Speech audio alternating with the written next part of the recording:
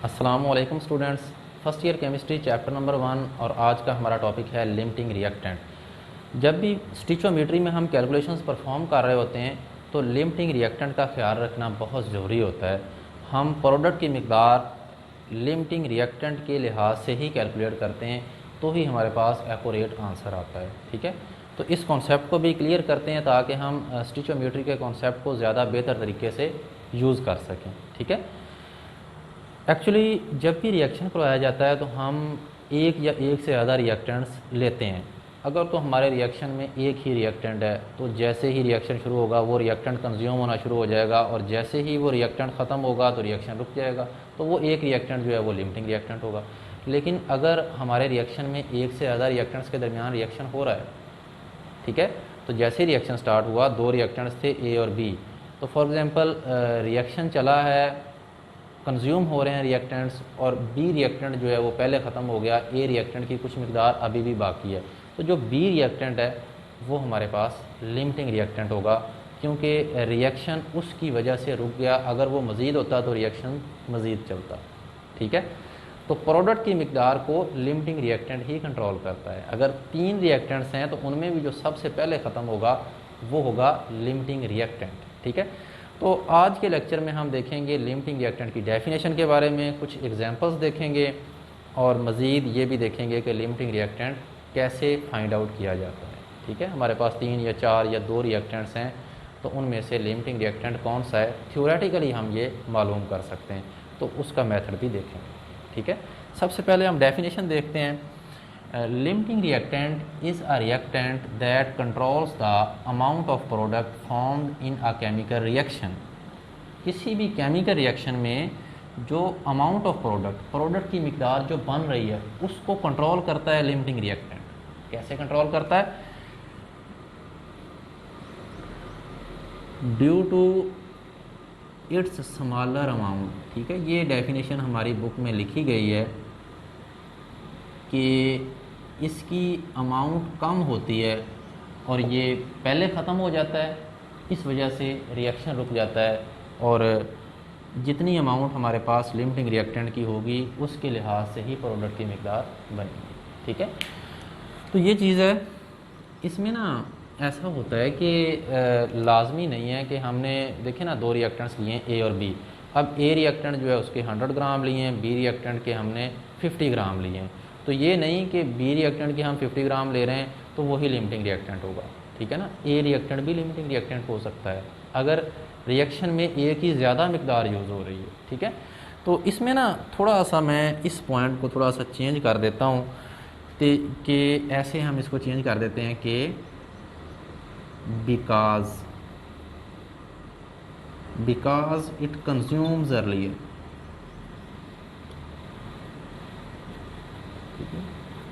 Start में हमारे पास 2 reactants हम ले रहे हैं तो उनमें से जो रिएक्टेंट पहले ख़त्म हो जाएगा वो लिमिटिंग रिएक्टेंट होगा। ठीक है, ऐसा हो सकता है कि हमने स्टार्ट में लिमिटिंग रिएक्टेंट की मिकदार, जो लिमिटिंग रिएक्टेंट है उसकी मिकदार ज़्यादा ली हो और दूसरे की कम मिकदार ली हो, लेकिन वो यूज़ ही बहुत कम हुआ हो रिएक्शन में।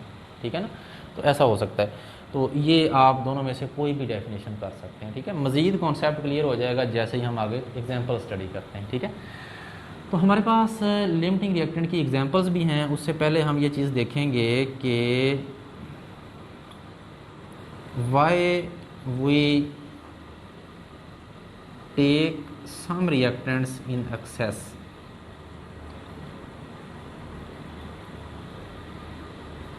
कि हम किसी भी रिएक्शन में कुछ रिएक्टेंट्स की मिकदार, हमें पता होता है कि रिएक्शन में हमने ये चीज़ बनानी है तो उसके लिए जो रिएक्टेंट्स हैं उनकी हम कैलकुलेटेड अमाउंट्स भी ले सकते हैं कि रिएक्शन के एंड पे कोई भी रिएक्टेंट बाकी ना बचे, सारे के सारे रिएक्टेंट्स ही प्रोडक्ट में कन्वर्ट हो जाएं। लेकिन फिर भी हम किसी एक रिएक्टेंट की उतनी ही अमाउंट लेते हैं जितनी के हमें प्रोडक्ट की फॉर्मेशन के लिए उसकी मिकदार चाहिए होती है और बाकी रिएक्टेंट्स जो हैं वो एक्सेस में ले लेते हैं। ठीक है, ऐसा हम क्यों करते हैं? क्योंकि हमने ये पढ़ा है कि रिएक्शन की जो रफ्तार है, रेट ऑफ रिएक्शन जो है वो अमाउंट ऑफ रिएक्टेंट्स की कंसंट्रेशन पे डिपेंड करता है। तो जब हम कोई भी रिएक्टेंट जो है एक रिएक्टेंट उसको लिमिटेड अमाउंट में ले लिया, फॉर एग्जांपल जी वो एक्सपेंसिव है, हम चाहते हैं वो बिल्कुल ज़ाया ना हो, उसकी लिमिटेड अमाउंट ले ली और बाकी रिएक्टेंट सक्सेस में ले लिए, तो हमारा जो एक्सपेंसिव रिएक्टेंट था वो कम्प्लीटली प्रोडक्ट में कन्वर्ट होगा और रिएक्शन भी फास्ट होगा। ठीक है, तो रिएक्शन का रेट भी फास्ट हो जाएगा। तो ये है कि हम कुछ रिएक्टेंट्स एक्सेस में इसलिए लेते हैं कि एक तो ये कि रिएक्शन का रेट तेज़ हो जाए, और दूसरी बात ये है कि अगर कोई रिएक्टेंट एक्सपेंसिव है तो वो कम्प्लीटली प्रोडक्ट में कन्वर्ट हो, उसकी अमाउंट ज़ाया ना हो, इसलिए हम कुछ रिएक्टेंट्स एक्सेस में ले लेते हैं। बाकी ये चीज़ है कि हम अब लिमिटिंग रिएक्टेंट की कुछ एग्जांपल्स देखेंगे। ठीक है ना, एग्जांपल्स में हमारी बुक में बड़ी इंटरेस्टिंग एग्जांपल दी हुई है कि हम बनाना चाह रहे हैं सैंडविचेस। ठीक है, तो हमारे पास हैं जी 30 कबाब्स हैं और हमारे पास 58 स्लाइसेस हैं। ठीक है, एक स्लाइस हम नीचे रखेंगे, उसके ऊपर कबाब, उसके ऊपर दूसरी स्लाइस रखेंगे तो सैंडविच बन जाएगा। ठीक है ना, तो ये बहुत सिंपल है। अगर हमारे पास इस तरह की सिचुएशन है तो एक सैंडविच बनाने के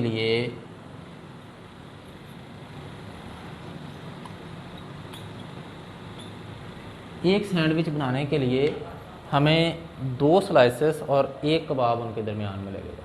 ठीक है ना, तो अब देखें जब हम सैंडविचेस बनाएंगे तो हमारे पास 29 सैंडविचेस बनेंगे, हमारे पास 30 सैंडविचेस नहीं बनेंगे। हालांकि हमारे पास 30 कबाब्स हैं, एक कबाब एक्सेस में बन जाएगा। ठीक है ना, तो ये जो कबाब्स हैं ये यहाँ पे हैं एक्सेस में, और ये जो स्लाइसेस हैं ये हैं जी लिमिटिंग रिएक्टेंट। ठीक है, कि जो हमारी प्रोडक्ट है सैंडविचेस उसकी मिकदार को कंट्रोल कर रहे हैं स्लाइसेस। अगर 2 स्लाइसेस मज़ीद होते तो हमारे पास 30 सैंडविचेस बन जाते। ठीक हो गया ना, बड़ी सिंपल सी एग्जांपल है। तो ये हमारा कॉन्सेप्ट इससे क्लियर हो जाता है। एक और एग्जांपल हम लेते हैं, वाटर की फॉर्मेशन की एग्जांपल बुक में दी गई है कि हाइड्रोजन ऑक्सीजन से रिएक्ट करेगी और हमारे पास फॉर्मेशन हो जाएगी H2O की। इक्वेशन को हम बैलेंस कर लेते हैं। ठीक है ना, तो ये ना हाइड्रोजन इधर 2 हैं, इधर भी 2 हैं, इधर ऑक्सीजन के 2 एटम्स हैं, इधर 1 एटम है, तो यहाँ पे हमें 2 लगाना पड़ेगा, बैलेंस करें। ठीक है ना, ऑक्सीजन के 2 एटम्स हो गए इधर, इधर भी 2 हैं। ठीक है, अब जैसे ही हम 2 लगाएंगे हाइड्रोजन के 4 एटम्स हो गए इधर, तो यहाँ पे भी 4 एटम्स चाहिए, इधर भी हम 2 लगाएंगे। ठीक है ना, अब इक्वेशन बैलेंस्ड है। अब हम ये काम करते हैं जी, 2 मोल्स ले लेते हैं हाइड्रोजन के और 2 मोल्स ही ले लेते हैं ऑक्सीजन के। ठीक है ना, तो इन दोनों को हम मिक्स अप करते हैं। 2 मोल्स हमने दोनों के ले लिए। अब रिएक्शन में 2 मोल्स हाइड्रोजन के 1 मोल ऑक्सीजन से रिएक्ट करते हैं और 2 मोल हमारे पास वाटर के बनते हैं। रिएक्शन में हमें वाज़ेह ये चीज़ नज़र आ रही है, यानी जितनी कंजप्शन हाइड्रोजन की है उससे हाफ कंजप्शन है ऑक्सीजन की। ठीक है ना, तो ये 2 मोल्स हाइड्रोजन के इन दोनों मोल्स ऑक्सीजन से रिएक्ट नहीं करेंगे बल्कि 1 मोल ऑक्सीजन से रिएक्ट करेंगे। ठीक है, हमारे पास जो वाटर की फॉर्मेशन होगी वो कितनी होगी जी, वो हमारे पास होगी 2 मोल्स। ठीक है, और 1 मोल ऑक्सीजन का जो है वो एक्सेस में बच जाएगा। ठीक है, यानी कि यहाँ पे क्या होगा, 1 मोल O2 हमारे पास बच जाएगा, 1 मोल O2 जो है वो एक्सेस में पड़ा रहेगा। ठीक हो गया ना, इक्वेशन से हम मैसेज में भी ये बात कर सकते हैं। 2 मोल्स हाइड्रोजन के जो हैं 4 ग्राम के लगभग उनका मैस होगा, और ये 2 मोल्स ऑक्सीजन के जो हैं वो हमारे पास हो जाएंगे, 1 मोल का मैस 32 और 2 का जो है 64 हो जाएगा। यानी 4 ग्राम हमने हाइड्रोजन के लिए और 64 ग्राम्स हमने लिए ऑक्सीजन के, तो हमारे पास जो है 2 मोल्स ही वाटर के बनेंगे। एक वाटर का जो मोल है उसका मैस होता है 18 और 2 मोल्स का होगा 36 ग्राम वाटर बनेगा।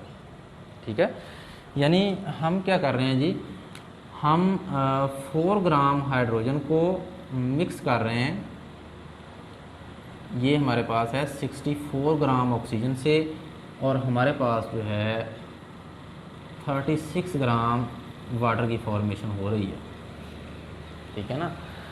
हमारे पास जो 32 ग्राम ऑक्सीजन है वो एक्सेस में ही पड़ी है, ठीक है। 64 में से 32 ग्राम जो ऑक्सीजन होगी उसने इस 4 ग्राम से रिएक्ट किया, 32 और 4 36 हो गया, 36 ग्राम वाटर बन गया और 32 ग्राम हमारे पास जो ऑक्सीजन है वो एक्सेस में होगी, ठीक हो गया ना।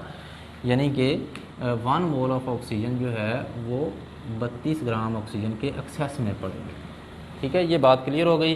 तो इस केस में हमारे पास लिमिटिंग रिएक्टेंट कौन सा होगा और एक्सेस कौन सा होगा। वेरी सिंपल, यहाँ पे हमारे पास जो ये H2 है ये है लिमिटिंग रिएक्टेंट, ठीक है ना। ये हमारे पास है लिमिटिंग रिएक्टेंट और ये जो O2 है ये हमारे पास है एक्सेस, ठीक हो गया। अगर हम ये काम करें कि यहाँ पे हम ले लें 4 मोल्स हाइड्रोजन के और ये 2 मोल्स ही लें तो हमारे पास यहाँ पे 4 मोल्स H2O के बन जाएंगे, ठीक है। यानी हमने जैसे ही हम इसके 4 मोल्स लेंगे, ये देखें H2 2H2 plus O2 and it gives 2H2O, ठीक है। अब देखें यहाँ पे ना ये इक्वेशन बैलेंस्ड है। अब अगर या तो हम ये काम कर लें कि ये हम लें 2 मोल और इसका लें हम 1 मोल, ठीक है ना, जैसे यूज़ हो रहा है, तो इसके बनेंगे हमारे पास 2 मोल्स। अब इसके 2 लेंगे फिर भी ये 2 ही बनेंगे, ठीक है ना। लेकिन इसके हम 2 मोल लेकर और इसके हम जो है इसके हम 4 मोल्स लेकर इसके अगर 2 मोल्स लेंगे तो ये हमारे पास 4 मोल वाटर की फॉर्मेशन होगी, ठीक है ना। तो ये इस तरह अगर हम रिएक्टेंट्स लेते हैं तो वो कम्प्लीटली कंज्यूम हो जाएंगे, ठीक है ना। हमारे पास एक्सेस में कोई चीज़ नहीं बचेगी। इस तरह की अमाउंट्स में अगर रिएक्टेंट्स लिए जाएँ तो उसे हम कहते हैं कि हमने स्टिचोमेट्रिक अमाउंट्स में रिएक्टेंट लिए हैं। जितने जितने रिएक्टेंट्स की ज़रूरत थी हमने उतनी उतनी मिकदार ही रिएक्टेंट्स की लिए और सारे के सारे रिएक्टेंट्स प्रोडक्ट में कन्वर्ट हो गए, ठीक है। स्टिचोमेट्रिक अमाउंट्स में रिएक्टेंट्स भी हम ले सकते हैं, लेकिन हम मोस्टली यही काम करते हैं कि कोई एक रिएक्टेंट हम एक्सेस में ले लेते हैं ताकि रिएक्शन फास्ट हो जाए और जो रिएक्टेंट एक्सपेंसिव है ज़रा उसकी हम कम मिकदार लेते हैं। फॉर एग्जांपल जैसे कंबस्टन के अमल के दौरान किसी भी चीज़ को जलाया जाता है तो हम एक्सेस ऑक्सीजन देते हैं ताकि जलने का अमल तेज़ हो जाए, ठीक है ना। तो ये हम पढ़ेंगे चैप्टर नंबर 7 में जाके, जहाँ पे हमने हीट ऑफ कंबस्टन कैलकुलेट करनी होती है तो वहाँ पे चीज़ों को बर्न किया जाता है एक्सेस ऑक्सीजन में, या जैसे हमने कंबस्टन एनालिसिस में पढ़ा कि वहाँ पे भी हम चीज़ को बर्न करते हैं और उससे बनने वाले जो ऑक्साइड्स हैं उनकी अमाउंट से हम परसेंटेज कंपोजिशन तक पहुँचते हैं। तो वहाँ पे भी एक्सेस ऑक्सीजन देते हैं बर्निंग के लिए ताकि बर्निंग का प्रोसेस तेज़ हो और जो हमारी रिएक्टेंट की मिकदार है, जो हमारे एनालिसिस वाला जो सब्सटेंस है वो कम्प्लीटली उसकी कंबस्टन हो जाए, वो ये ना हो कि अनकम्बस्टेबल ही पड़ा हो, ठीक है। तो ये चीज़ है। ये कुछ पॉइंट्स हमारे क्लियर हो गए, एग्जांपल्स क्लियर हो गई, हम कुछ रिएक्टेंट सक्सेस में क्यों लेते हैं ये भी बात क्लियर हो गई और हमारे पास डेफिनेशन ऑफ लिमिटिंग रिएक्टेंट भी होगी। अब बात ये है कि लिमिटिंग रिएक्टेंट फाइंड आउट कैसे किया जाता है, ये मज़ीद क्लियर हो जाएंगे स्टेप्स। ये स्टेप्स आपकी बुक में दिए गए हैं, आप ये देख सकते हैं। जैसे ही हम नेक्स्ट एग्जांपल सॉल्व करेंगे तो उसमें ये स्टेप्स हमने इंप्लीमेंट भी करने हैं, तो मज़ीद क्लियर हो जाएंगे। हम इन पे ज़्यादा बात नहीं करेंगे आज के लेक्चर में। तो ये ऐसे है कि फॉर एग्ज़ाम्पल कोई भी हमारे पास रिएक्शन है, उसमें वो कहता है जी एक रिएक्टेंट के हमने 50 ग्राम लिए, दूसरे रिएक्टेंट के भी 50 ग्राम लिए, तो प्रोडक्ट कितनी बनेगी। अब उसने बताया नहीं कि लिमिटिंग रिएक्टेंट कौन सा है, ठीक है ना। अब हम क्या करेंगे, दोनों रिएक्टेंट्स की जो अमाउंट ग्राम में दी गई है उसके मोल बना लेंगे। फर्स्ट स्टेप में क्या है, convert the amounts of reactants into moles, ठीक हो गया। नेक्स्ट हम क्या करेंगे, हम बैलेंस केमिकल इक्वेशन की मदद से मालूम करेंगे कि किस रिएक्टेंट के लिहाज से कितनी प्रोडक्ट बन रही है। दो रिएक्टेंट्स थे ए और बी, तो रिएक्टेंट ए के मोल्स के लिहाज से प्रोडक्ट के कितने मोल बन रहे हैं, रिएक्टेंट बी के लिहाज से प्रोडक्ट के कितने मोल बन रहे हैं, हम ये चीज़ मालूम करेंगे, ठीक है। Find the number of moles of product produced with respect to all the reactants. Mostly दो रिएक्टेंट्स ही होते हैं, अगर इससे ज़्यादा भी होंगे तो हम हर रिएक्टेंट के लिहाज से कैलकुलेट करेंगे कितनी प्रोडक्ट थ्योरेटिकली बन रही है, ठीक है। तो फिर जब प्रोडक्ट की मिकदार आ जाएगी हर रिएक्टेंट के लिहाज से, तो देन हम क्या करेंगे, जो सबसे कम मिकदार दे रहा होगा प्रोडक्ट की वो हमारा लिमिटिंग रिएक्टेंट होगा, ठीक है ना। ये स्टेप्स मज़ीद क्लियर हो जाएंगे जैसे ही हम नेक्स्ट एग्जांपल सॉल्व करेंगे। ठीक हो गया।